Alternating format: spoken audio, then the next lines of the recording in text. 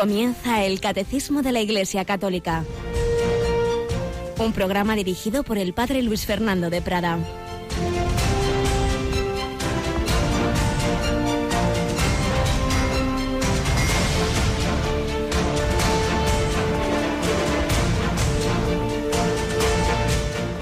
Alabados sean Jesús, María y José. Muy buenos días, muy querida familia de Radio María. Hoy en el Evangelio vamos a escuchar una frase que muchas veces hemos oído o leído, pero que hoy tiene especial sentido. ¿Vosotros quién decís que soy yo? Simón Pedro tomó la palabra y dijo: tú eres el Mesías, el Hijo del Dios vivo. Y Jesús a su vez le respondió: bienaventurado tú, Simón, hijo de Jonás, porque eso no te lo he revelado ni la carne ni la sangre, sino mi Padre que está en los cielos. Ahora yo te digo, tú eres Pedro, y sobre esta piedra edificaré mi iglesia, y el poder del infierno no la derrotará. Te daré las llaves del reino de los cielos. Lo que ates en la tierra quedará atado en el cielo, lo que desates en la tierra quedará desatado en los cielos. Y es que hoy, queridos amigos, celebramos la fiesta de la cátedra de San Pedro.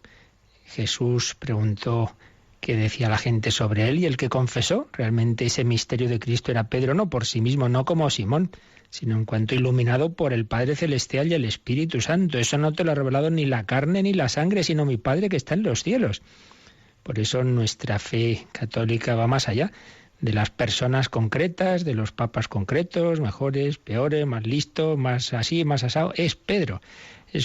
Por eso, en tres palabras, como muchas veces hemos recordado, podemos de alguna manera sintetizar las posibles posturas religiosas de los hombres creyentes, todos los que creemos en Dios, cristianos, los que creemos en Jesucristo como Hijo de Dios, católicos, los que creemos que Jesucristo ha fundado la Iglesia y ha puesto como roca de ella, como punto central y supremo de autoridad, a Pedro.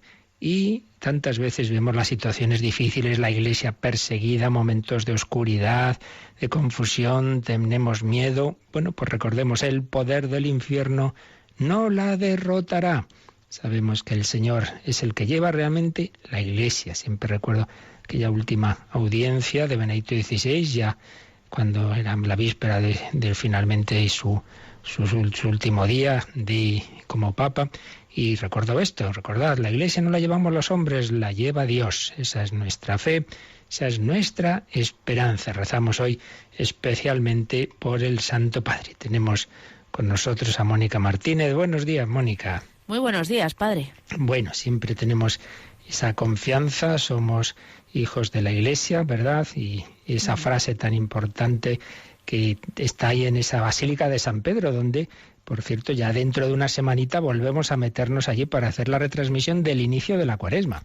Bueno, me estoy equivocando, no la hacemos desde San Pedro, porque la celebración de miércoles de ceniza, los papas tradicionalmente la hacen desde una otra iglesia de Roma, de las muchísimas que hay, Santa Sabina, pero en cualquier caso presidida por él. Nos queda una semana, Mónica, hay que prepararse a la Cuaresma, ¿verdad? Así es.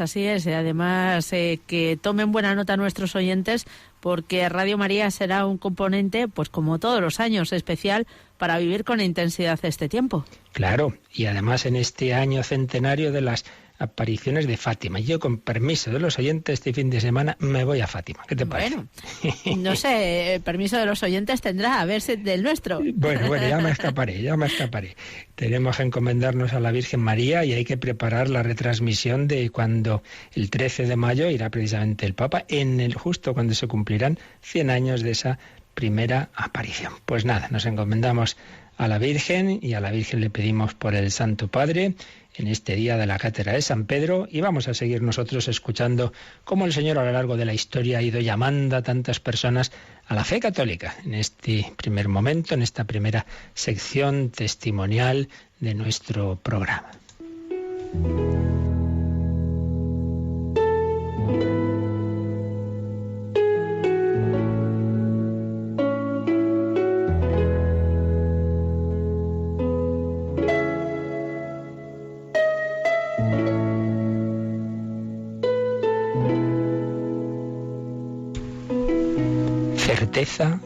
Certeza, sentimiento, alegría, paz, grandeza del alma humana, alegría, lágrimas de alegría, fuego.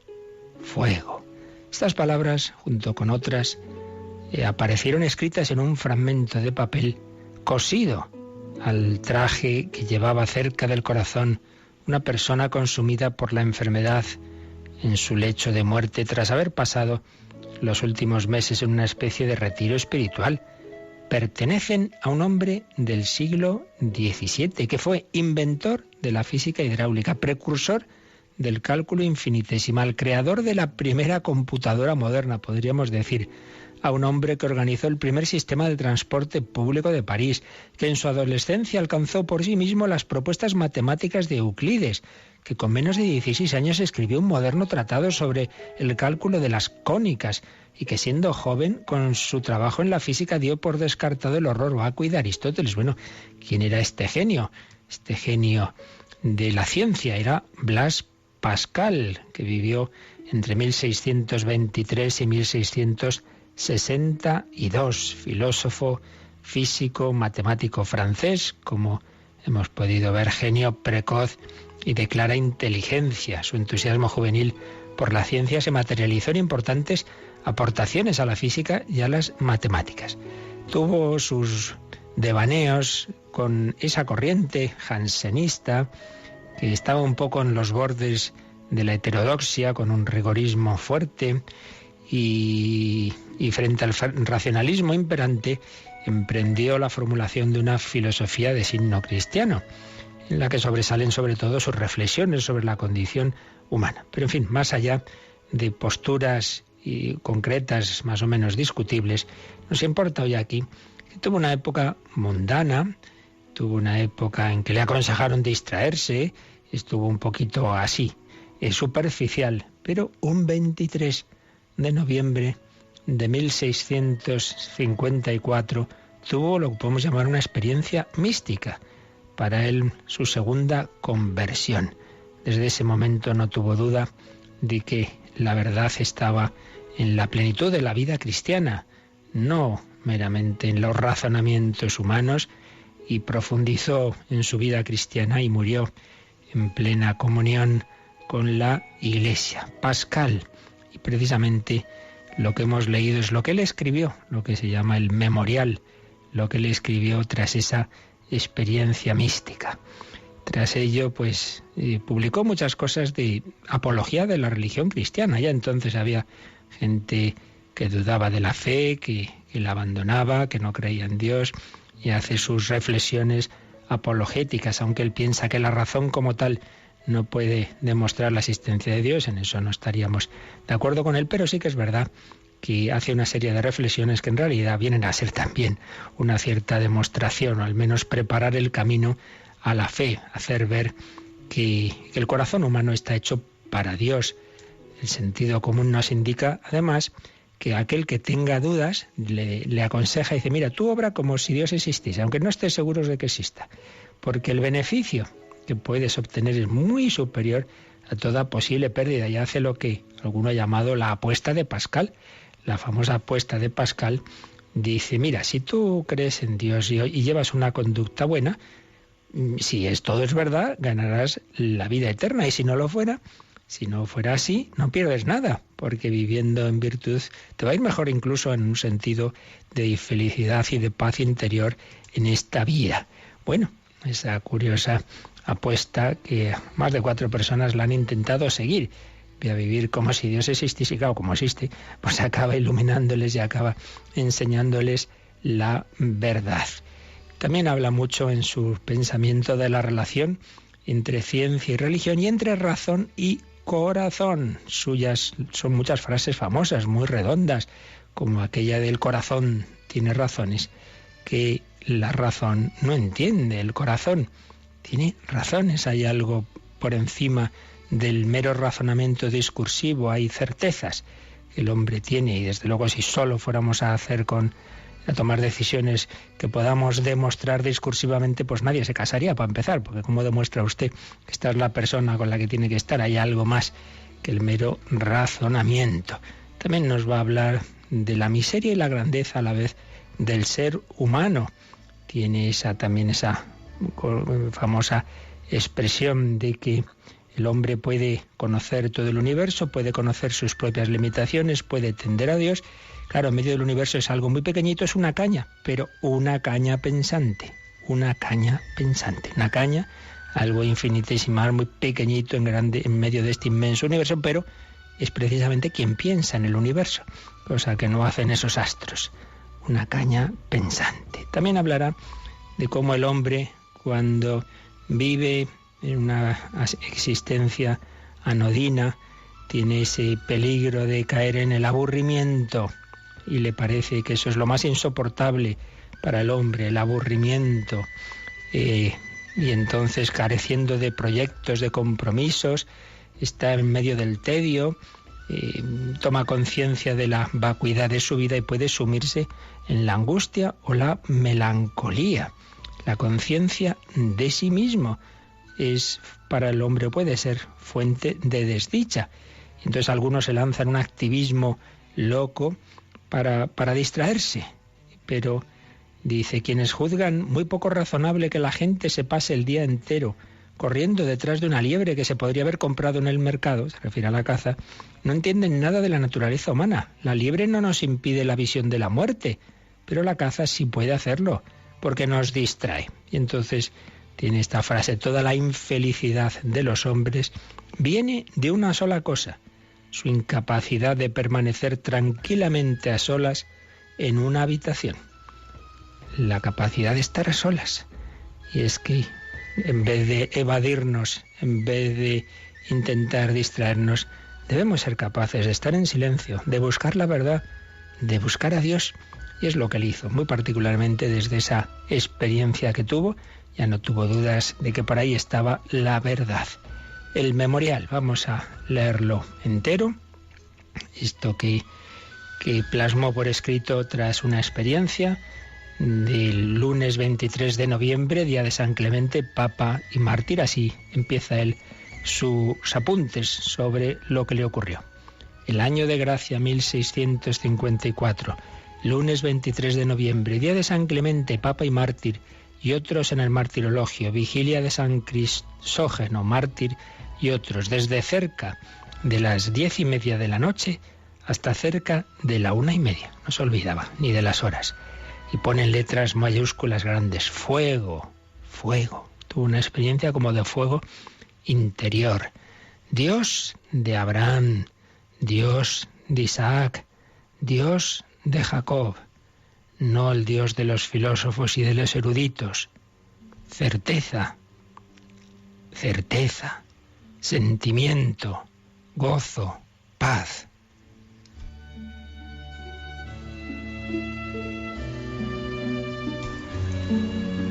Certeza, certeza, sentimiento, gozo, paz. Dios de Jesucristo, mi Dios, que es vuestro Dios.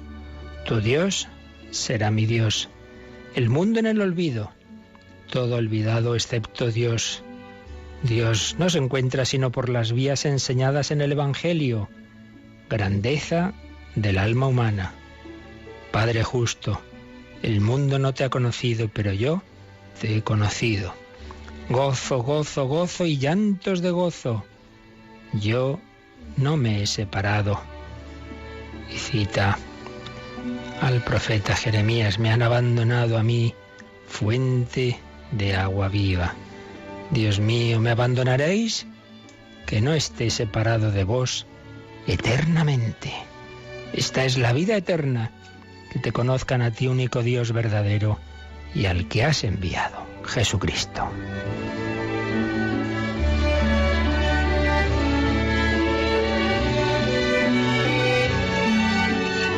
Jesucristo, yo me he separado de Él, he huido, renunciado, crucificado.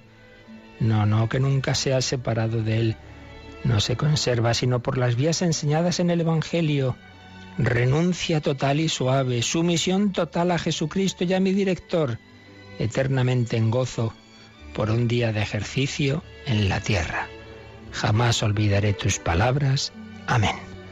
Se terminan esos apuntes con los cuales intenta reflejar de una manera, como veis, un poco no muy lógica, no muy discursiva. Son Pues claro, lo que escribe tras una experiencia muy fuerte, palabras sueltas, frases que pueden parecer inconexas, pero que se resumen en esto. Ha tenido una experiencia del Dios verdadero, el Dios de Abraham, de Isaac, de Jacob, el Dios que ha hablado a los hombres, el Dios que se reveló en el Antiguo Testamento, pero sobre todo el Dios que se ha hecho carne en Jesucristo. Esta es la vida eterna, que te conozcan a ti, único Dios verdadero, y al que has enviado, Jesucristo. Sí, ha habido una época en que me he separado de Él, le he huido, le he crucificado. Señor, te pido nunca más ser separado de ti. Para ello voy a renunciar a mí mismo y voy a ser obediente, sumisión total a Jesucristo y a mi director. Y así vivió, intentó vivir desde ese momento, y así pues tuvo esa muerte en plena sintonía con la Iglesia, recibiendo los sacramentos. Fue el fuego que ardió en el corazón de Pascal. Fuego.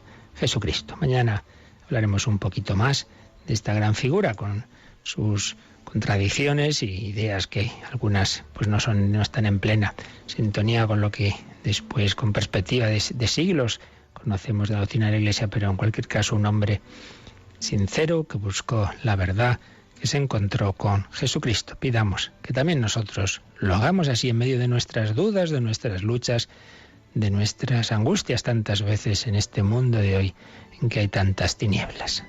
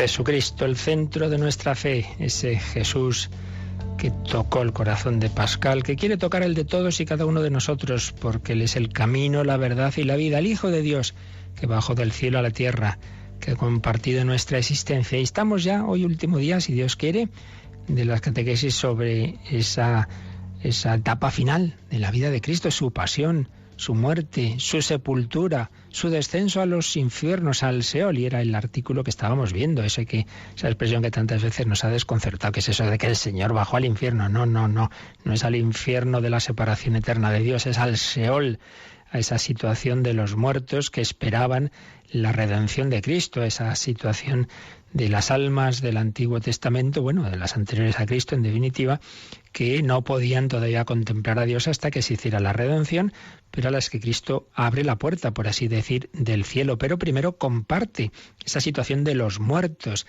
ese tercer día, esos días, ese tiempo, desde que muere el Viernes Santo hasta que resucita, pues el Señor está en esa situación del Seol. Bueno, pues ya habíamos ido explicándolo todo esto, pero vamos a releer, que lo cogimos al final el otro día, vamos a releer el último número que explica esto y ya luego los números de resumen. Releemos este número muy bello, el 635, sobre ese descenso de Cristo al Seol. Mónica.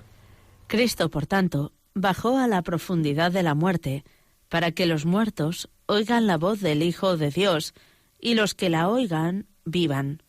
Jesús, el príncipe de la vida, aniquiló mediante la muerte al Señor de la muerte, es decir, al diablo, y libertó a cuantos, por temor a la muerte, estaban de por vida sometidos a esclavitud. En adelante, Cristo resucitado tiene las llaves de la muerte y del infierno, y al nombre de Jesús toda rodilla se doble, en el cielo, en la tierra y en los abismos. Y luego el Catecismo cita un fragmento de esa homilía de los primeros siglos de la historia de la Iglesia, que leímos entera el otro día porque la tenemos en el breviario, lo leemos en el oficio de lectura del Sábado Santo. El otro día la leímos entera, pero aquí viene un fragmento de la misma. Vamos a leer ese fragmento que nos pone el Catecismo. Un gran silencio envuelve la tierra, un gran silencio y una gran soledad. Un gran silencio, porque el Rey duerme. La tierra está temerosa y sobrecogida, porque Dios se ha dormido en la carne y ha despertado a los que dormían desde antiguo. Va a buscar a nuestro primer padre, como si éste fuera la oveja perdida. Quiere visitar a los que viven en tinieblas y en sombra de muerte. Él, que es al mismo tiempo Dios e Hijo de Dios, va a librar de sus prisiones y de sus dolores a Adán y a Eva.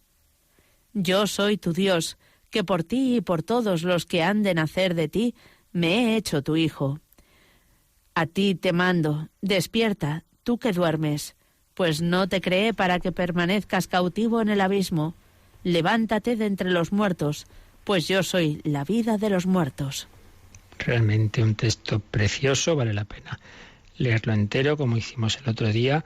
Si no lo pudisteis escuchar, pues ya sabéis que todos los programas los podéis volver a escuchar en el podcast de Radio María o pidiéndolo en un CD. Y si tenéis el breviario en la versión completa, claro, los 4 volúmenes que incluyen el oficio de lectura, ahí tenéis esa bella homilía. Un par de palabras sobre la reflexión que hace el cardenal Schönborn en su Cristología sobre este punto de nuestra fe. Señala cómo la redención alcanza hasta ese limbo de los padres, esa situación en que estaban las almas buenas que esperaban la redención. El limbo de los padres, el limbo de los justos, mientras que el lugar de la condenación, el infierno como tal, experimenta sí la victoria de Cristo. Cristo a todos se manifiesta como el Señor. Ante el nombre de Jesús toda rodilla se doble en el cielo, en la tierra, en el abismo. También los demonios. Sí, la experimenta la victoria de Cristo, pero no participa de ella. A quienes afecta positivamente es a todos aquellos que habían sido fieles a la gracia de Dios y a los que ahora Cristo les anuncia la buena noticia. Y señala también Schönborn que ese gran teólogo que fue Urs von Balthasar, pues profundizó mucho en este misterio. Pero bueno, no hay nadie, no hay ningún gran teólogo, ni siquiera el mayor de la historia, que es Santo Tomás, que no tenga cosas discutibles. Y así le parece a Schönborn y a un servidor, que no es quien para decirlo, pero bueno, por lo poco que uno sabe, que en efecto que en esto von Balthasar acentuó tanto que Cristo ha compartido nuestra oscuridad, nuestro dolor, que casi da la impresión de como si hubiera participado del infierno verdadero, de la separación de Dios, señala Schönborn, pues un poco resumiendo lo que enseña von Balthasar, algo que en sí mismo es muy verdadero, que Cristo se ha hecho partícipe realmente de todo el destino humano, haciéndose solidario con cada hombre. Él es hombre hasta la muerte y muerto siguió siendo hombre. Entonces, Balthasar insiste mucho cuando Jesús está en la cruz en esa experiencia de abandono. Dios mío, ¿por qué me has abandonado? Entonces le parece que también, tras la muerte, experimenta en solidaridad con los pecadores que están en los infiernos, los que no tienen esperanza, experimenta el abandono de Dios. Y así Cristo habría sufrido realmente la muerte humana, una contemplación del abandono de Dios y de la vivencia de los infiernos como la última impotencia del morir y del estar muerto. Le parece el motivo por el que Balthasar criticaba que veamos el descenso como un triunfo de Cristo. Él dice que aquí no está el Cristo triunfante, sino vemos más bien la impotencia del amante que al encontrarse con la muerte, con Adán, con el infierno, baja a los más profundos infiernos. Bueno, pues Schönborn dice que no está de acuerdo con esta visión de Balthasar, por muy gran teólogo que fuera, pues ya decimos, no hay nadie que no se equivoque en alguna cosa, y Balthasar pues en 2 o 3 tiene cosas bastante discutibles, siendo así que ha sido de los mayores teólogos del siglo XX. Pero esa idea de que Cristo trae a casa a los muertos desde las profundidades más recónditas de los infiernos con una total alienación de sí mismo, bueno, son maneras de expresar un poco discutibles. Dios mismo se encuentra en la lejanía y el abandono más grande de Dios. ¿Cómo puede ser esto? No lo ve así Schönborn. dice que, claro, que Cristo ha compartido nuestro dolor, ha sentido en la cruz y en Getsemaní esa especie de lejanía de Dios, pero no se ha dado realmente. Y Jesús, al morir y compartir nuestra muerte, también en esa situación es el santo, el que llama a todos los justos que han muerto con él a la eterna comunión con Dios. Dios se entrega en su anonadamiento para arrancar a los hombres de la muerte y llevarlos a las alturas, Su anonadamiento es nuestra exaltación, su esclavitud es nuestra liberación. Así pues, no hace falta ver, y no debemos ver como una especie de lejanía del alma de Cristo, del Padre, en ese descenso a los infiernos. No, hombre, no. Pero ya bastante es que está compartiendo esa situación de separación del alma del cuerpo y de compartir con los que ya estaban muertos, pues esa situación que llamamos el Seol. Pero el Seol no es el infierno, no es lo mismo, ni mucho menos. Así pues damos gracias al Señor, que ha querido salvar a los hombres de todos los tiempos, también a los que habían vivido antes de él. Schoenborn termina su capítulo con una cita del gran escritor francés Bernanos, que decía así: nosotros queremos realmente lo que él quiere. Sin saberlo, queremos de verdad nuestros dolores, nuestro sufrimiento, nuestra soledad, siendo así que nos imaginamos que solo queremos nuestras alegrías. Creemos que tememos la muerte y que huimos de ella, siendo así que queremos en realidad la muerte como Él quiso la suya. Igual que Él se ofrece en cada altar en el que se celebra la misa, así muere Él de nuevo en cada moribundo. Queremos todo lo que Él quiere, pero no sabemos lo que queremos, no nos conocemos. Es el pecado el que hace que vivamos en la superficie de nosotros mismos. Nos volvemos a nosotros mismos para morir y allí es precisamente donde Él nos está esperando. Debemos tener siempre esa confianza en el Señor. Gente que sufre siempre por anticipado. Ay, si tengo tal enfermedad, ay, si cuando me muera me pasa no sé qué. Pero hijo, tranquilo, estamos en manos de Dios. Él lleva nuestra vida. No estés ya sufriendo anticipadamente, ocuparse antes de. Venga, hombre, que estamos en manos de Dios. Ay, pero luego si pasa esto, seré capaz. Cuando pase eso, tendrás la gracia de Dios. Estamos en manos del Señor. Jesús ha compartido todas nuestras circunstancias. Jesús ha compartido el dolor, la alegría, el gozo, el sufrimiento, la muerte. Jesús ha compartido esa separación de alma y cuerpo y es entrar en el lugar de los muertos, en el Seol. El misterio sigue ahí. Hemos recibido algunas luces de la escritura de la tradición de la Iglesia, pero es verdad que siempre queda ahí un misterio, pero a lo que al final debemos siempre acudir es a ponernos en manos de Dios. Vamos a agradecer al Señor su cercanía a nosotros y vamos a decirle que igual que el propio Cristo se puso en manos del Padre, Padre, a tus manos encomiendo mi espíritu, vamos a decirle que así queremos vivir también nosotros.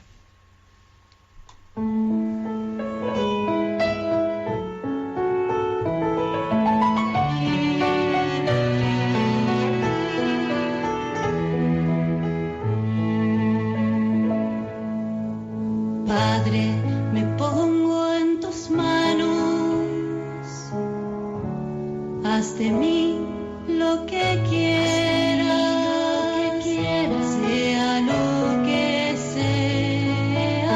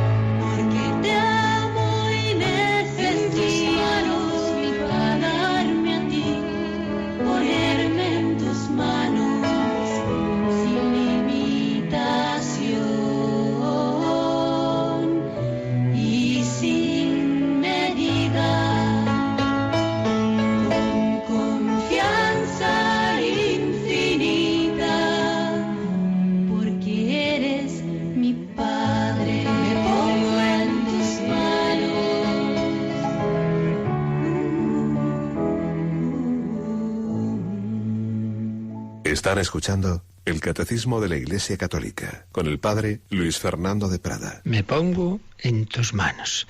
Como Jesús se puso en las manos del Padre como hombre, terminamos toda esta parte del Catecismo que nos ha explicado los misterios de la vida de Cristo. Naturalmente nos queda el principal, que es la culminación, pero que ya es la entrada en la vida gloriosa de la resurrección. Pero como siempre, el Catecismo nos pone unos números de resumen de lo que nos ha explicado. Aquí, como ha sido un apartado pequeñito, pues son solo 2 números de resumen de este artículo del credo. Descendió a los infiernos, los números 636 y 637. Vamos con ellos, Mónica. 636. En la expresión Jesús descendió a los infiernos, el símbolo confiesa que Jesús murió realmente y que por su muerte en favor nuestro ha vencido a la muerte y al diablo, Señor de la muerte. Por tanto, primera idea con la que tenemos que quedarnos, quiere decir que Jesús murió realmente, compartió nuestra muerte, que no ha sido un segundo, se ha muerto y ya está en el cielo, ya ha resucitado. No. Gustó la muerte, que dice la carta a los hebreos. Estuvo en esa situación de separación del alma y del cuerpo.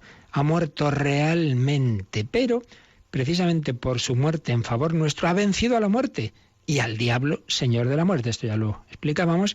Quiere decir que el diablo se sirve de nuestro miedo a la muerte para tenernos esclavos, para huir de la muerte y de lo que anticipa la muerte, que es pues ese aburrimiento que a veces nos parece que es la vida virtuosa, de que lo que nos puede parecer prescindir de cosas, de placeres, de tal, todo eso nos parece que es muerte. Entonces yo no quiero morir, entonces yo quiero vivir, pero entendemos vivir mal, lo entendemos pues una vida de desenfreno, una vida en que yo soy el centro de todo porque tengo miedo a la muerte, porque es que esto es mi vida, irme ahora con esta persona que no es mi marido, que no es mi mujer, irme con este negocio, irme con este dinero, eso nos parece, entonces al final es siempre por miedo a la muerte, por miedo a quedarme ahí como aburrido, caemos en la verdadera muerte. Bueno, el diablo es Señor de la muerte, pues Cristo lo ha vencido. Porque mira, chicos, ya no tengo miedo ni a la pobreza, ni a la enfermedad, puedo sentir miedo, como el propio Jesús lo sintió, pero sé que al final Cristo me ha abierto las puertas del reino de los cielos, que la verdadera vida está en Él, ya aquí en esta vida, donde vivimos unidos a Cristo, aunque lo estemos pasando externamente mal, pero tengo a Cristo dentro de mí y entonces pues no tengo miedo.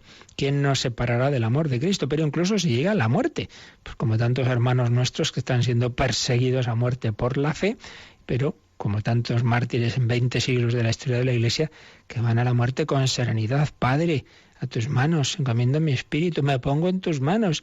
Pues Señor, menudo sistema, más rápido. Sin pasar por no sé cuánto tiempo de estar sufriendo una enfermedad tal, pues directo al cielo, por el martirio. Mira, se acabó, no hay miedo a la muerte. Cristo ha vencido a la muerte y al diablo, Señor de la muerte.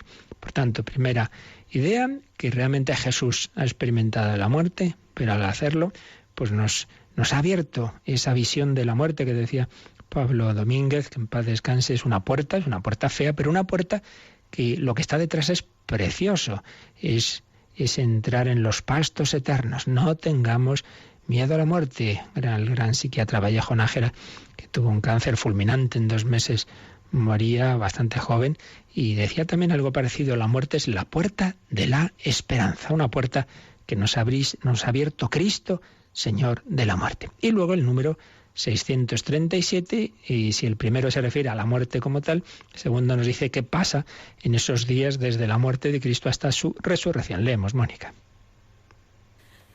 637. Cristo muerto, en su alma unida a su persona divina, descendió a la morada de los muertos.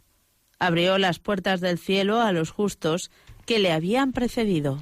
Aquí se nos está diciendo 2 cosas. Por un lado, ya recordamos que cuando estuvimos viendo el misterio de Cristo, pues la Iglesia lo formuló. Es un único sujeto, una única persona, pero en 2 naturalezas. Un único yo, el yo de la segunda persona de la Trinidad, una persona divina con 2 naturalezas, la divina y la humana. Pues bien, al separarse el alma y el cuerpo de la naturaleza humana, siguen siendo de la persona divina. Sigue habiendo una única persona divina que está unida.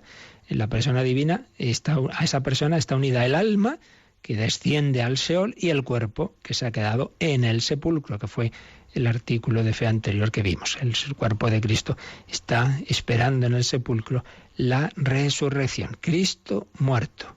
En su alma, unida a su persona divina, esa alma sigue siendo el alma de la persona divina, y esa alma desciende a la morada de los muertos, al Seol. Todos, buenos y malos, le reconocen, pero son los buenos, los justos, los que habían sido fieles a Dios, aquellos que se van a ir con él. Abrió las puertas del cielo a los justos que le habían precedido. Les anuncia la buena noticia y le dice, bueno, pues ya, hala, voy a resucitar. Este domingo os venís conmigo. Hablando de una manera, por supuesto, popular y coloquial, porque, bueno, la manera concreta es eso, pues ya nos enteraremos de la vida eterna si Dios quiere. Pero sabemos el punto de la fe es ese, que Cristo les ha anunciado esa buena noticia a todos aquellos que habían sido fieles a Dios, que estaban esperando al Mesías. Lo esperaba Simeón, Simeón lo vio aquí en la tierra de niño pequeño y ahora lo vería allí. En su alma dice, hombre, nos conocemos, de hace 30 años te tuve en brazos. Y ahora Jesús le coge en brazos a Simeón y se lo lleva al cielo. Síntesis de este punto de la fe, vamos a leer un parrafito en que precisamente sintetiza este artículo de la fe el profesor Eduardo Vadillo en su breve síntesis académica de teología, pues en un parrafito resume muy bien todo lo que hemos estado viendo en estos días. El descenso a los infiernos, aunque ha recibido diversas explicaciones, no se puede entender como si Cristo padeciese el infierno de los condenados. Esto que digo que se aproximaba un poco la explicación de von Balthasar y otros a esa explicación. Dicen, no quiere decir eso. Siempre ha sido el Hijo amado del Padre, e incluso en la pasión mantiene también en su humanidad la visión clara del Padre. Cuando Jesús está sufriendo en Getsemaní, en la pasión, no es que de repente ya pierde su visión del Padre, no sabe quién es. Siente en su, lo que dicen los místicos, ¿no? La parte inferior del alma, siente ese vacío, esa tristeza, esa soledad, siente eso, pero no quiere decir que en su parte superior, digámoslo así, el alma, su entendimiento no esté viendo al Padre. Más bien se trata de que su alma pudo comunicar a los justos que murieron antes de su venida el don de la salvación. Ese descenso a los infiernos no es que su alma participa del infierno de los condenados, sino que su alma pudo comunicar a los justos que murieron antes de su venida el don de la salvación, mientras que su cuerpo quedó en el sepulcro.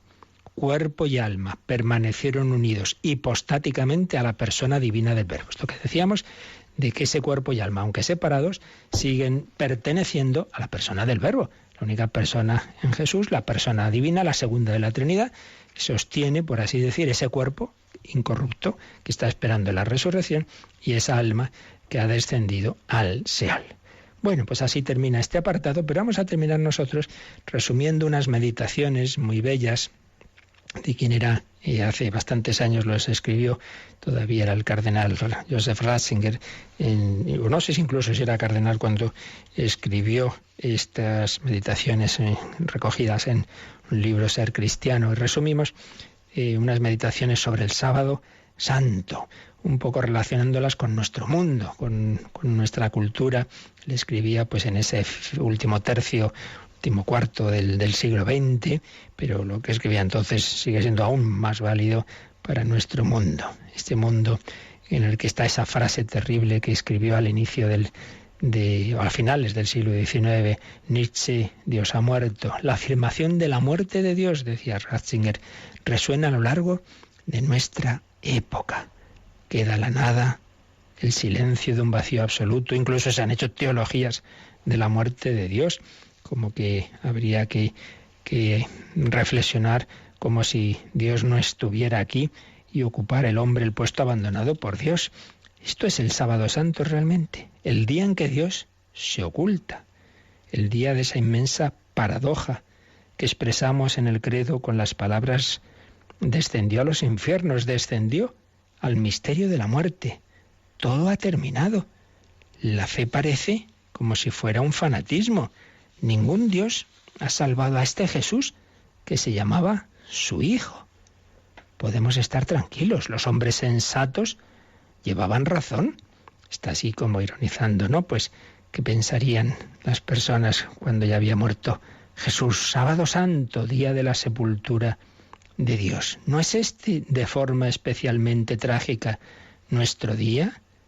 ¿No comienza a convertirse nuestra época en un gran sábado santo, en un día de la ausencia de Dios, en el que incluso a los discípulos se les produce un gélido vacío en el corazón y por este motivo se disponen a volver a su casa avergonzados y angustiados, sumidos en la tristeza y la apatía por la falta de esperanza, mientras marchan a Emaús, sin advertir que aquel a quien creen muerto se halla entre ellos?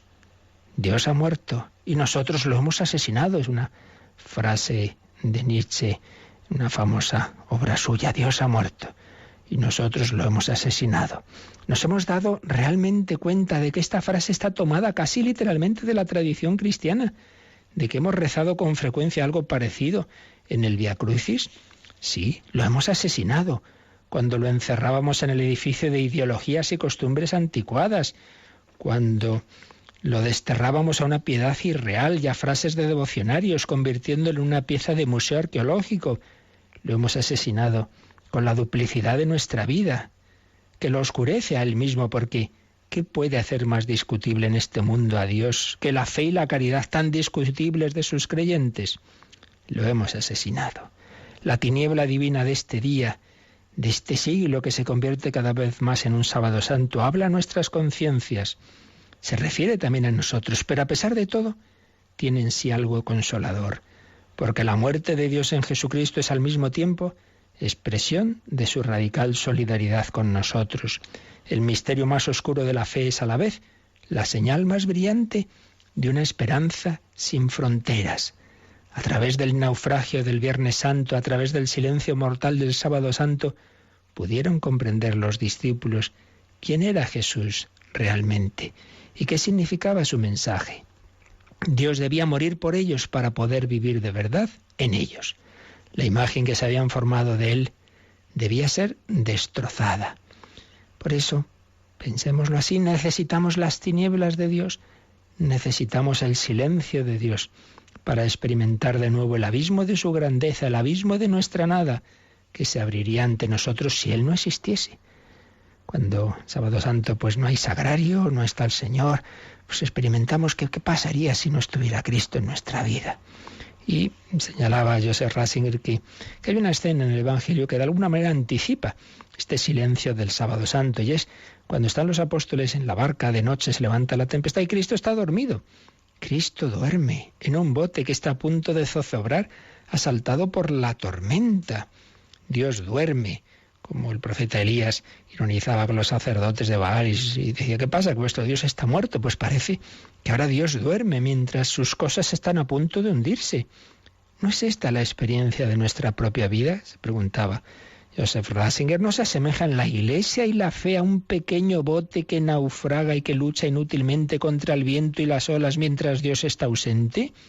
Los discípulos desesperados acuden al Señor y le gritan que despierte. Cuando pase la tormenta reconoceremos qué absurda era nuestra falta de fe. Y sin embargo, Señor, no podemos hacer otra cosa que sacudirte a ti, el Dios silencioso y durmiente, y gritarte despierta. ¿No ves que nos hundimos? Despierta, haz que las tinieblas del Sábado Santo no sean eternas. Envía un rayo de tu luz pascual a nuestros días. Ven con nosotros cuando marchemos desesperanzados hacia Emaús, que nuestro corazón arda con tu cercanía. Tú que ocultamente preparaste los caminos de Israel para hacerte al final hombre como nosotros, no nos abandones en la oscuridad. No dejes que tu palabra se diluya en medio de la charlatanería de nuestra época.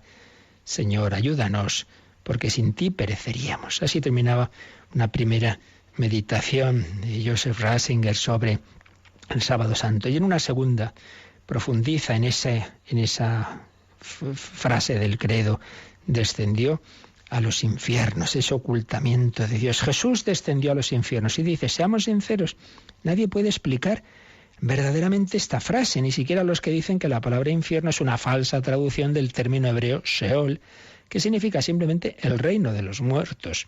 Entonces, el sentido originario de la fórmula expresaría simplemente que Jesús descendió a las profundidades de la muerte, que murió en realidad, que participó en el abismo de nuestro destino, lo que hemos estado viendo. Pero surge la pregunta, ¿qué es la muerte? Tengamos en cuenta que la muerte no es la misma desde que Jesús descendió a ella. La penetró y la asumió, igual que la vida. El ser humano no es el mismo desde que la naturaleza humana se puso en contacto con el ser de Dios a través de Cristo. Antes la muerte era solamente muerte, separación del mundo de los vivos y algo parecido al infierno, a la zona nocturna de la existencia. Pero ahora la muerte es también vida. Ahora la muerte es también vida. Y cuando atravesamos la fría soledad de las puertas de la muerte, encontramos a aquel que es la vida, aquel que quiso acompañarnos en nuestras últimas soledades y participó de nuestro abandono en la soledad mortal del huerto y de la cruz, clamando: Dios mío, ¿por qué me has abandonado? Y pone a continuación un ejemplo que yo creo que todos de alguna manera hemos podido experimentar en nuestra infancia o cuando estamos junto a un niño. Un ejemplo muy bello. Dice: cuando un niño ha de ir en una noche oscura a través de un bosque, o sin necesidad de un bosque, pensemos en otra situación de oscuridad, pues cuando un niño ha de ir en una noche oscura siente miedo, aunque le demuestren 100 veces que no hay ahí nada peligroso.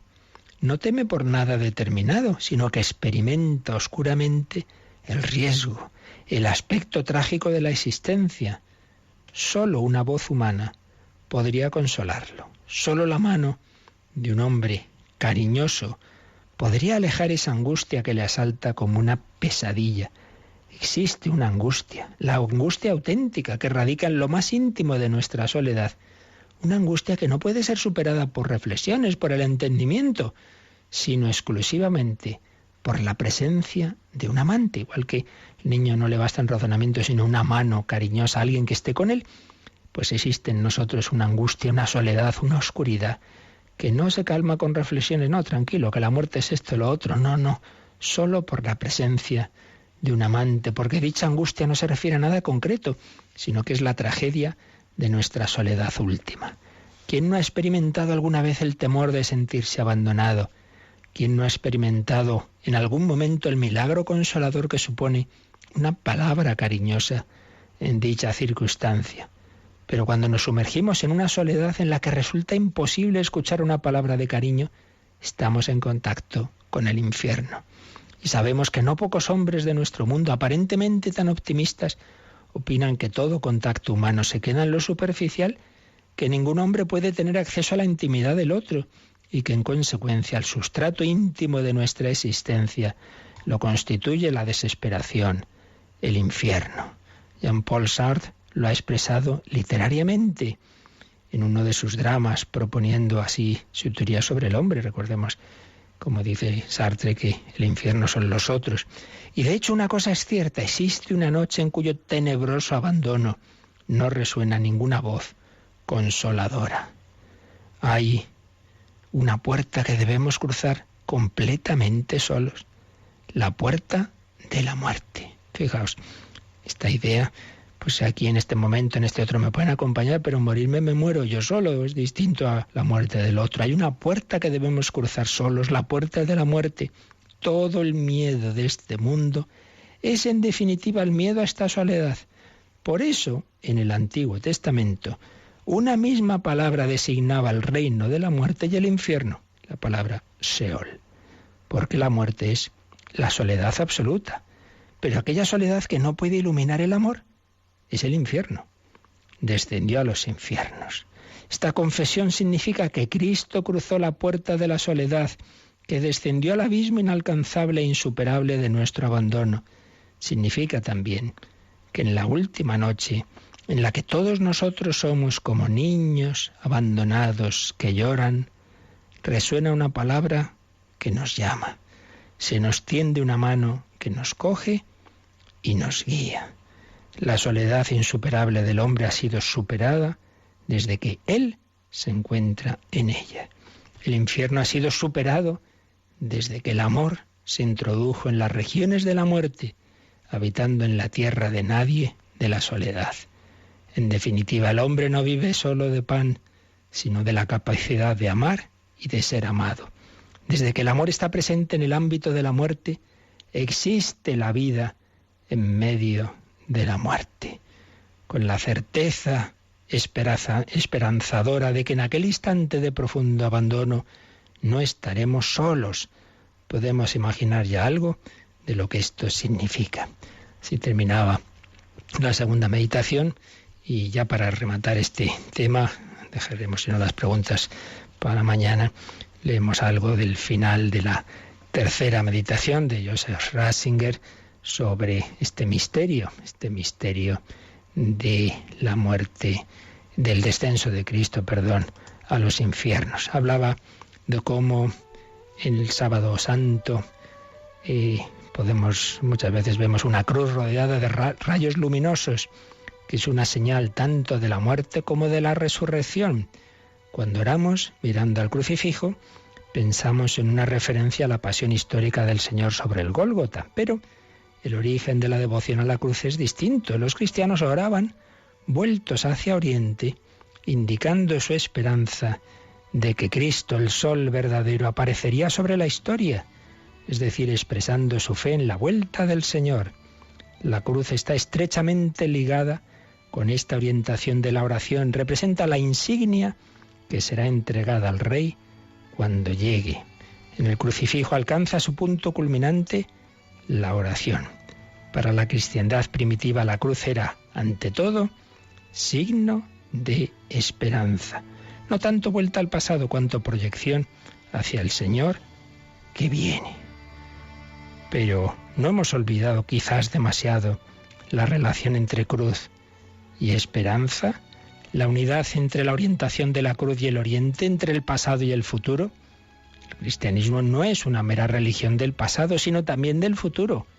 Su fe es al mismo tiempo esperanza. Y termina esta tercera y última meditación sobre el Sábado Santo, la terminaba así Joseph Ratzinger: Señor Jesucristo, has hecho brillar tu luz en las tinieblas de la muerte.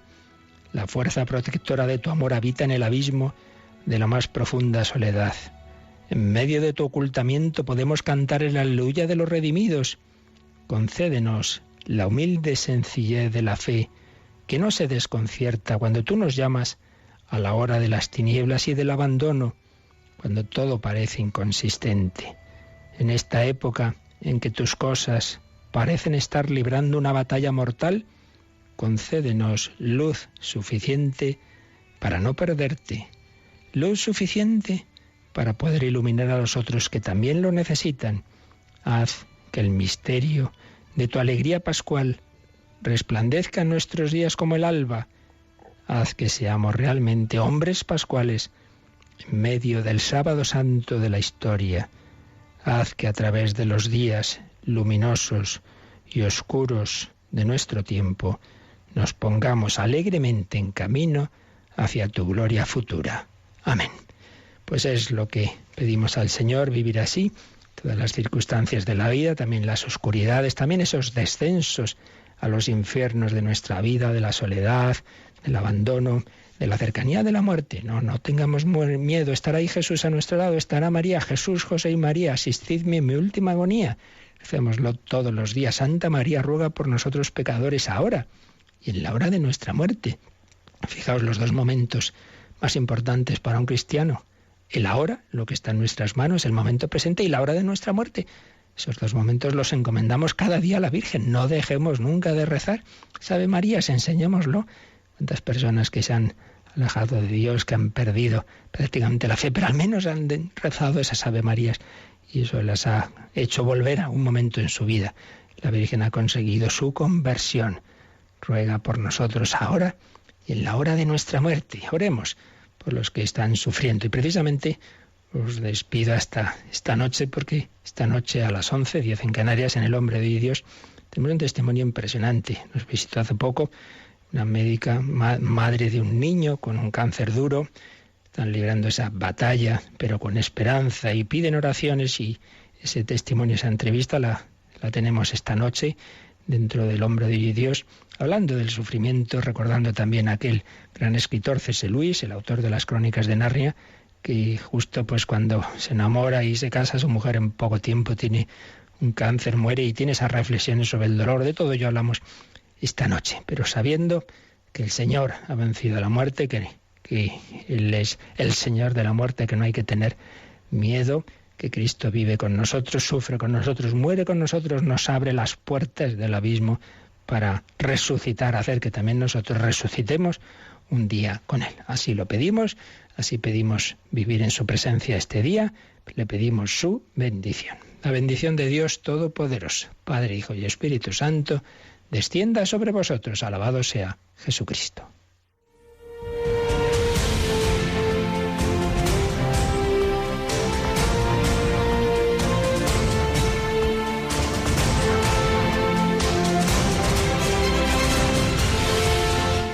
Han escuchado en Radio María el Catecismo de la Iglesia Católica.